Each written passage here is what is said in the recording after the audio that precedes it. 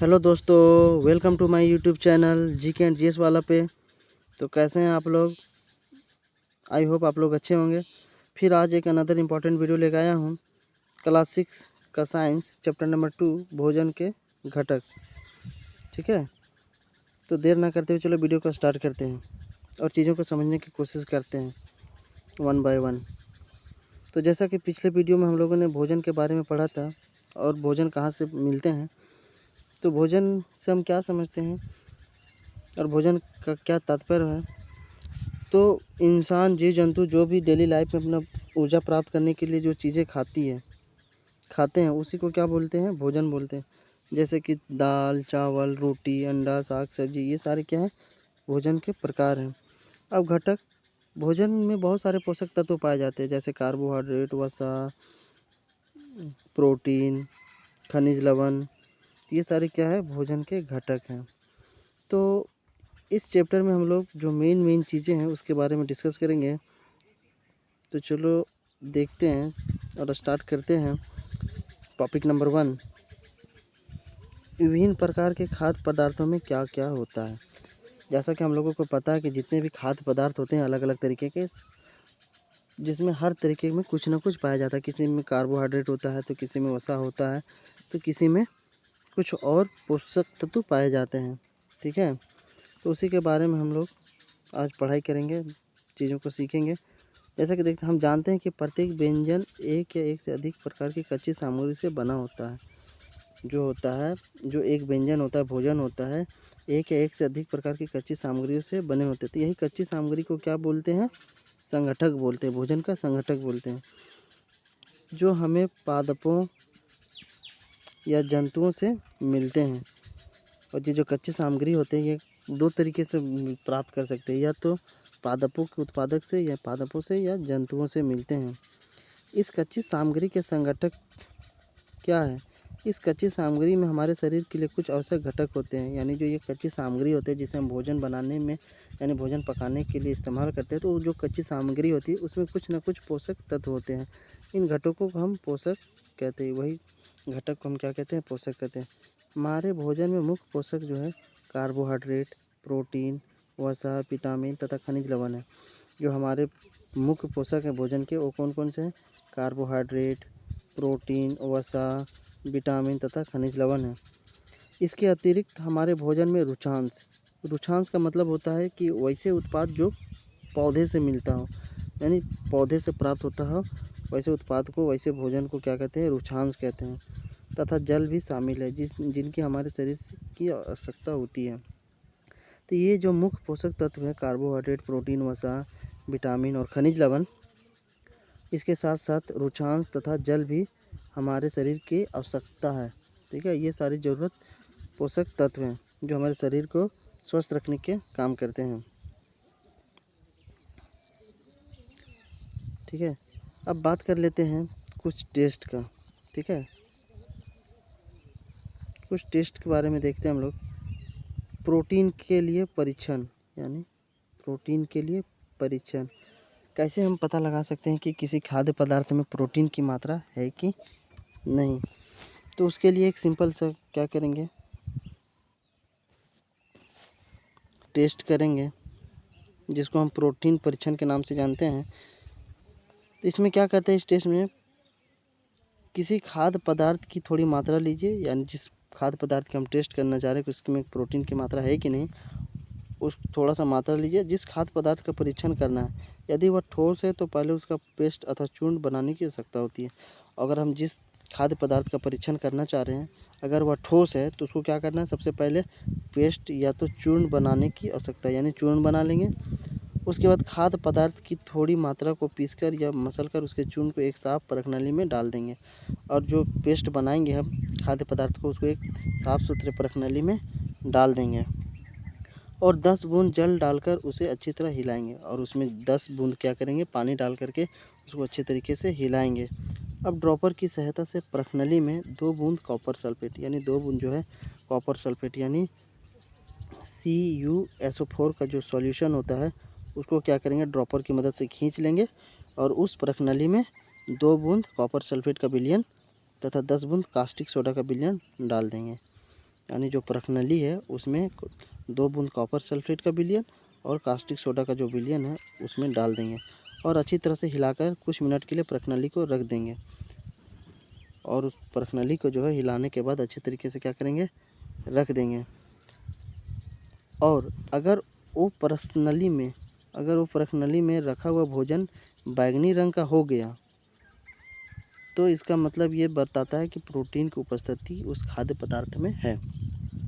ठीक है, अगर बैंगनी रंग का हो गया उस परखनली में रखे हुए खाद्य पदार्थ में तो समझ जाना कि उसमें प्रोटीन की जो मात्रा है।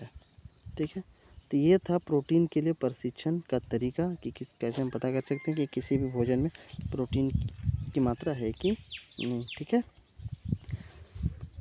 अब उसी तरह से एक बात कर लेते हैं वसा के लिए परीक्षण। ठीक है, तो वसा के लिए परीक्षण करना बहुत आसान है। जिस खाद्य पदार्थ का हम परीक्षण करना चाह रहे हैं तो उसका थोड़ा सा मात्रा लेंगे और उसको कागज़ के टुकड़े में क्या करेंगे, लपेट देंगे। लपेटने के बाद उसको हल्के हाथों से क्या करेंगे, थोड़ा सा पीटेंगे। पीटने के बाद उसको थोड़ी देर सूखने के लिए छोड़ देंगे, क्योंकि अगर उसमें खाद्य पदार्थ में किसी तरीके का कोई पानी होगा तो पानी जो होगा अवशोषित हो जाएगा। और उसके बाद अगर पेपर पे किसी तरीके का धब्बा दिखता है तो इसका ये मतलब है कि वसा जो है वो खाद्य पदार्थ में है। ये था वसा के लिए परीक्षण करने का तरीका। अब फिर एक और परीक्षण की हम बात कर लेते हैं, मंड के लिए परीक्षण। सबसे पहले मंड होता क्या है जान लेते हैं। मंड होता क्या है, तो मंड जो होता है एक तरीके का ग्लूकोज है। ठीक है, शर्करा है जो कि ज़्यादातर कहाँ पे पाया जाता है, चावल, आलू इत्यादि में। तो मंड के लिए परीक्षण कैसे करें, इसका तरीका क्या है, तो जैसे कि आप यहाँ पे देख सकते हैं ये बबनी लोग क्या कर रही है, मंड का परीक्षण कर रहा है, टेस्ट कर रहा है। यानी एक आलू का टुकड़ा लिया है, ठीक है, और उस पर आयोडीन का जो है विलयन का 2 या 3 बूंद उस पर डाल रहे हैं। जैसे कि आप देख सकते हैं आयोडीन का 2-3 बूंद जो है डाल रहा है कच्ची सामग्री आलू पे। और अगर यह आलू नीला या काला हो गया, अगर इसमें किसी तरीके का खाद्य पदार्थ के रंग में अगर कुछ चेंज देखने को मिलता है और यह नीला या काला हो गया, तो यह नीला या काला रंग मंड की उपस्थिति दर्शाता है। मतलब नीला और अगर काला दिखा तो इसका मतलब है कि इसमें मंड की जो है उपस्थिति है। ठीक है, तो इस तरीके से 3 टेस्ट हम लोग पढ़े प्रशिक्षण। एक मंड के लिए प्रशिक्षण, और दूसरा पढ़े हम लोग प्रोटीन के लिए प्रशिक्षण, और तीसरा पढ़े हम लोग वसा के लिए प्रशिक्षण।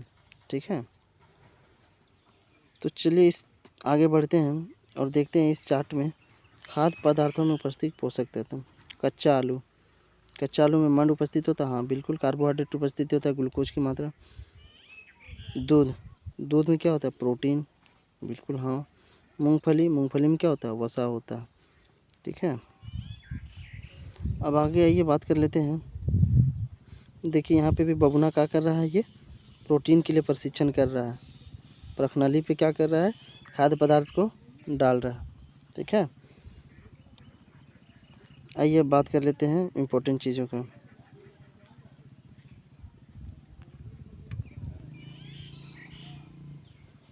अब टॉपिक नंबर 2, विभिन्न पोषक हमारे शरीर के लिए क्या करते हैं। जो पोषक तत्व होते हैं जैसे कार्बोहाइड्रेट, वसा, प्रोटीन, ये सब हमारे शरीर के लिए क्या करते हैं। ठीक है, तो इसको पहले समझते हैं।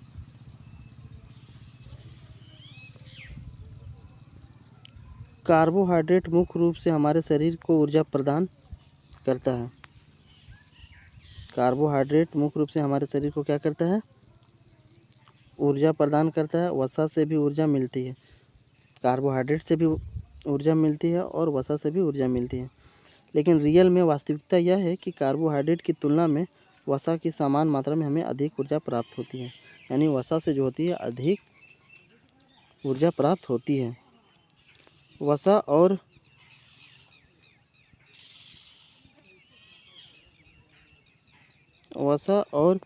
प्रोटीन की आवश्यकता शरीर की वृद्धि तथा स्वस्थ रहने के लिए होती है।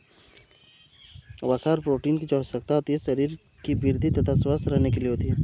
प्रोटीन युक्त भोजन को प्रायः शरीर वर्धक भोजन कहते हैं। यानी जिस भोजन में पूरा प्रोटीन युक्त हो उस भोजन को क्या कहते हैं? शरीर वर्धक भोजन कहते हैं। विटामिन रोगों से हमारे शरीर की रक्षा करते हैं। विटामिन हमारी आँख, अस्थियों, दांत और मसूड़ों को स्वस्थ रखने में भी सहायता करते हैं। विटामिन कई प्रकार के होते हैं जिन्हें अलग अलग नामों से जाना जाता है। इनमें से कुछ को vitamin A, vitamin B, vitamin C, vitamin D, vitamin E तथा विटामिन के नाम से जाना जाता है। विटामिनों के एक समूह को विटामिन बी कॉम्प्लेक्स कहते हैं और बहुत सारे विटामिनों का एक समूह होता है जिसको हम क्या कहते हैं? बी कॉम्प्लेक्स के नाम से जाना जाता है। हमारे शरीर को सभी प्रकार के विटामिनों की अल्प मात्रा में आवश्यकता होती है। जैसा कि हम लोग जानते हैं कि हम लोगों के शरीर को स्वस्थ रखने के लिए सभी प्रकार के विटामिन की जो है थोड़ी थोड़ी मात्रा में आवश्यकता होती है। विटामिन ए हमारी त्वचा तथा आँखों को स्वस्थ रखता है।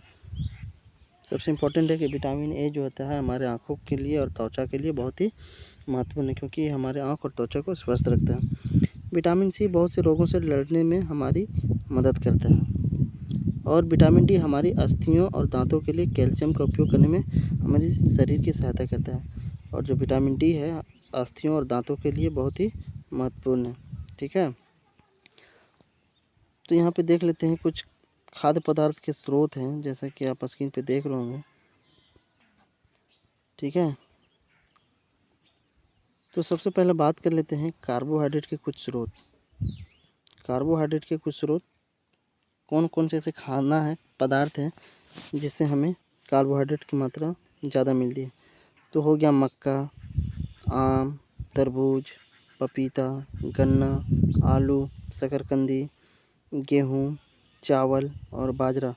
ये जितने सारे भोजन दिख रहे हैं सामग्री, इसमें सबसे ज़्यादा कार्बोहाइड्रेट की मात्रा होती है। ठीक है, अब बात कर लेते हैं वसा के कुछ स्रोत।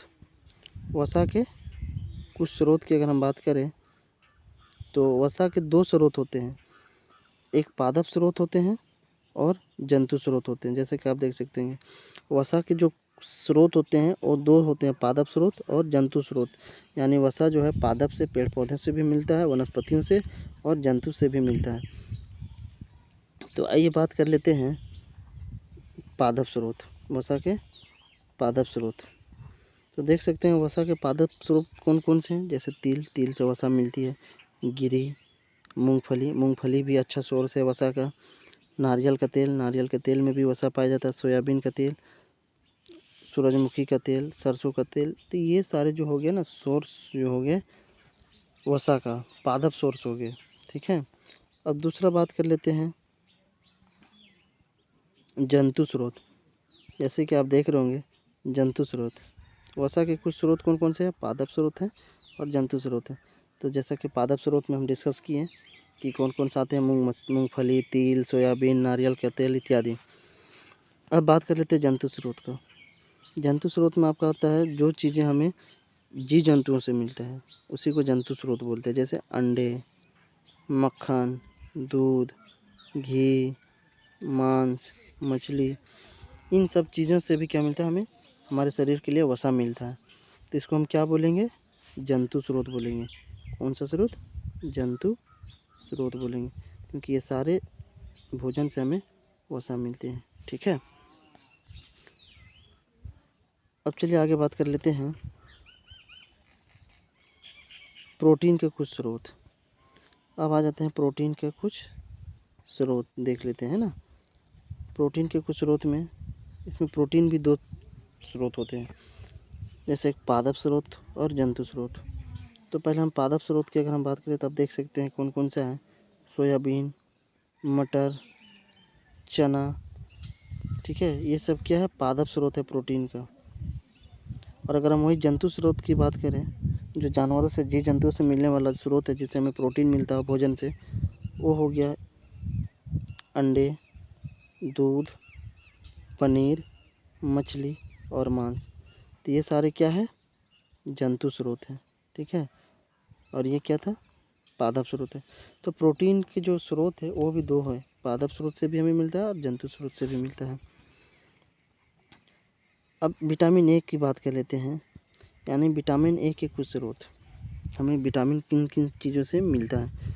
तो अब देख सकते हैं विटामिन ए की जो स्रोत है वो गाजर है, पपीता है, आम है। आम में विटामिन ए का स्रोत माना जाता है। मछली का तेल और दूध, ये क्या है, विटामिन ए का स्रोत है। इन सब चीज़ें जो है हमारी आँख और त्वचा के लिए बहुत ही महत्वपूर्ण होता है। ठीक है। अब वहीं बात कर लेते हैं विटामिन बी के कुछ स्रोत, यानी विटामिन बी कौन सा ऐसे भोजन सामग्री है जिससे हमें विटामिन बी प्राप्त होते हैं। यकृत यानी किसी जानवर का जो लीवर होता है उससे। गेहूँ भी अच्छा सोर्स माना गया है विटामिन बी का। और चावल में सबसे ज़्यादा क्या पाया जाता है, कार्बोहाइड्रेट पाया जाता है।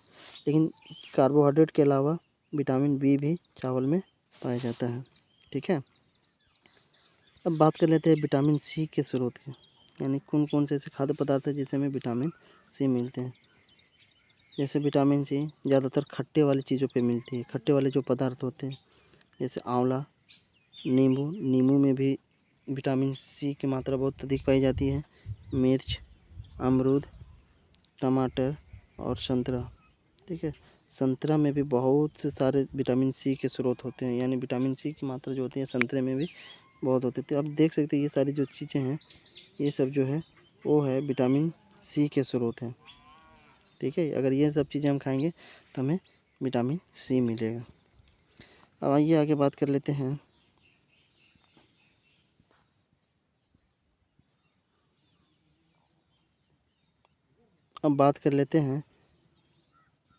आयोडीन के कुछ स्रोत। आयोडीन किन किन भोजन से हमें मिलता है। तो देख सकते हैं पालक से हमें आयोडीन मिलता है, अदरक से, मछली से, दही और केकड़े से। तो ये सारे क्या है, आयोडीन के स्रोत हैं। इन सब पदार्थ से हमें आयोडीन मिलता है। अब बात कर लेते हैं फास्फोरस के कुछ स्रोत, यानी फास्फोरस के कुछ स्रोत। तो देख सकते हैं दूध, केला, मिर्च, चावल, गेहूँ, ये सबसे क्या हमें मिलता है, फास्फोरस। अब लोहे के कुछ स्रोत बात कर लेते हैं, यानी आयरन हमें किन किन चीज़ों से हमें मिलता है। यानी आयरन किन किन चीज़ों से मिलता है देख सकते हैं पालक, सेब, लीवर। तो ये जो है अच्छे सोर्स माने जाते हैं किसके, आयरन के। अब बात कर लेते हैं कैल्शियम के कुछ स्रोत, यानी कैल्शियम हमें किन किन पदार्थों से मिलता है। तो आप देख सकते हैं कैल्शियम के स्रोत कौन कौन से हैं। अंडा, दूध जो होता है ना एक अच्छा स्रोत माना जाता है, एक अच्छा सोर्स माना जाता है किसका, कैल्शियम का। ठीक है।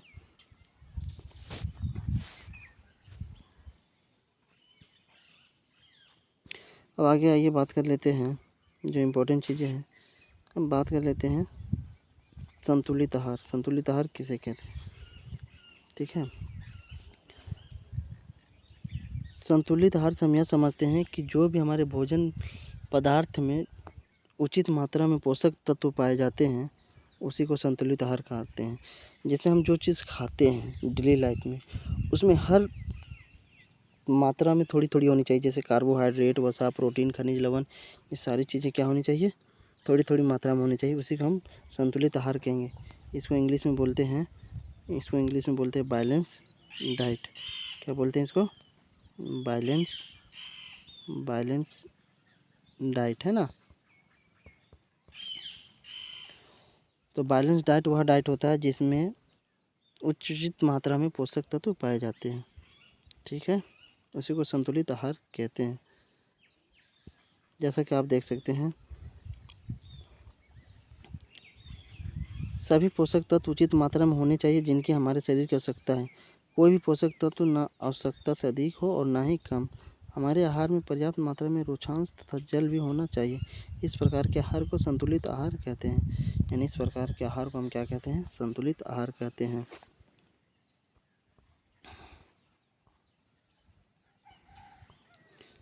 अब आइए आगे बात कर लेते हैं अभाज्य रोग का। अभावजन्य रोग किसे कहते हैं। तो अभावजन्य रोग वह रोग होता है, वे रोग जो लंबी अवधि तक पोषकों के अभाव के कारण होते हैं उन्हें अभाज्य रोग कहते हैं। यानी हम डेली लाइफ में इंसान तो खाना खाता है, लेकिन कुछ कुछ पोषक तत्वों की कमी हो जाती है। और अगर वही पोषक तत्व लंबे समय तक कमी रह जाए, पूरा ना हो, तो उसको क्या कहते हैं, उस सिचुएशन में, उस स्थिति में, उस अभाव के कारण क्या हो जाएगा, आबावजनीय रोग हो जाएगा। उसी को कहते हैं आबावजनीय रोग। ठीक है। अब इस तरीके से यहाँ पे देख लेते हैं, बहुत ही इम्पोर्टेंट टेबल है ये। विटामिन और खनिज लवणों के अभाव के कारण होने वाले कुछ रोग विकार, यानी कौन सी विटामिन की वजह से कौन सी बीमारी होती है और कौन सा लक्षण हमें देखने को मिलता है। तो आइए अच्छे से डिस्कस कर लेते हैं। विटामिन ए क्षीणता दृष्टिहीन हो जाएगी, यानी विटामिन ए की कमी से जो होती है क्षीणता दृष्टिहीनता हो जाती है, यानी रतौंधी बीमारी हो जाती है। इसमें इंसान जो है देख नहीं पाता है। इसका लक्षण क्या है, कमज़ोर दृष्टि हो जाएगी, अंधेरे रात में कम दिखाई देना, कभी कभी पूरी तरह से दिखाई देना बंद हो जाना। ठीक है। तो ये लक्षण है क्षीणता दृष्टिहीनता का, और ये जो होता है विटामिन ए की कमी से होता है। तो अगर आप इसको दूर करना चाहते हैं तो गाजर और जितने भी विटामिन ए के स्रोत हैं वाले पदार्थ हैं उसको अधिक मात्रा में लेना है। अब विटामिन B1 यानी बेरी बोरी, विटामिन B1 की वजह से कौन सी बीमारी होती है, बेरी। इसमें क्या होता है लक्षण, दुर्बल पेशियाँ और काम करने की ऊर्जा में कमी, यानी जो मांसपेशियाँ होती है वो बहुत पतली होती है और काम करने में मन नहीं लगता क्योंकि ऊर्जा की कमी होती है। वहीं विटामिन सी की अगर हम बात करें तो विटामिन सी की कमी से कौन सी बीमारी होती है, अस्कर्वी। और इसके लक्षण क्या है, मसूड़े से खून निकलना, घाव भरने में अधिक समय का लगना। अगर ये सारे लक्षण दिख रहे हैं शरीर में तो इसका मतलब ये है कि विटामिन सी की जो है कमी है और वो इंसान अस्कर्वी बीमारी से ग्रसित हो गया। इसको ठीक करने के लिए विटामिन सी के जो स्रोत हैं वो ऐसे पौधों, ऐसे फलों को खाना बहुत ज़रूरी है, जैसे कि नींबू, आंवला और संतरा इत्यादि, है ना। अब बात कर लेते हैं विटामिन डी का। तो विटामिन डी की कमी से कौन सी बीमारी होता है, कौन सा रोग होता है, रिकेटस हो जाता है। और इसके लक्षण क्या है, अस्थियों का मुलायम होकर मुड़ जाना, जो अस्थियां होती हैं, जो हड्डियां होती हैं उसका मुलायम हो जाना और वो मुड़ जाना। ठीक है। तो विटामिन डी का एक अच्छा सबसे स्रोत है धूप। ठीक है, यानी सूरज की धूप से भी हमें क्या मिलता है, विटामिन डी मिलता है। अब बात कर लेते हैं कैल्शियम। कैल्शियम की कमी से क्या होता है, अस्थियां और दंत क्षय। कैल्शियम की कमी से दांत क्षय भी होता है, दंत क्षय भी होना स्टार्ट हो जाता है और कमज़ोर अस्थियां दंत क्षय होने लगती है। दांत जो होते हैं ना, दांत वगैरह जो है हड्डियां कमज़ोर हो जाती हैं विटामिन यानी कैल्शियम की कमी से। अब बात कर लेते हैं आयोडीन की। इससे घेंगा होता है जिसको गैटर भी बोलते हैं। गर्दन की ग्रंथि का फूल जाना। इसमें लक्षण क्या है कि जो गर्दन वाला हिस्सा होता है वो फूल जाना और बच्चों में मानसिक विकलांगता हो जाना। अब बात कर लेते हैं आयरन की कमी यानी लोह की कमी। तो इसमें क्या बीमारी होता है, आरक्ता, यानी इसमें खून की कमी हो जाएगी। अगर आयरन की कमी हो गई किसी शरीर पे, ठीक है, तो उसमें जो है हीमोग्लोबिन की जो होती है मात्रा जो होती है बिल्कुल घट जाती है और वह इंसान कमज़ोर हो जाता है। तो ये था टेबल जिसमें कंप्लीट डिटेल्स बताया गया था कि कौन से विटामिन की कमी से कौन सा रोग होता है और उनके लक्षण क्या होते हैं। अब जो इस चैप्टर में प्रमुख शब्द हैं उसके बारे में देखते हैं। संतुलित आहार किसे कहते हैं, तो संतुलित आहार वह आहार होता है, वह भोजन होता है जिसमें प्रचुर मात्रा में पोषक तत्व पाए जाते हैं, उसी को संतुलित आहार कहते हैं। ठीक है।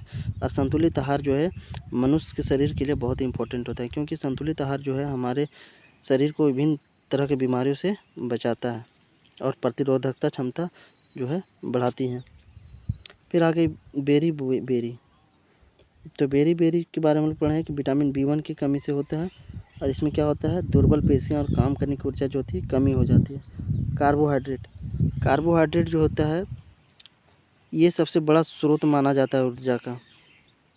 और कार्बोहाइड्रेट का कौन कौन सा स्रोत है जो जिससे ज़्यादा मिलता है, तो चावल, आलू, शकरकंद, गन्ना इत्यादि। ऊर्जा किसे कहते हैं, काम करने की क्षमता को क्या कहते हैं, ऊर्जा। वसा किसे कहते हैं, और वसा हमें किससे मिलता है? तो जैसा कि हम लोग जानते हैं वसा जो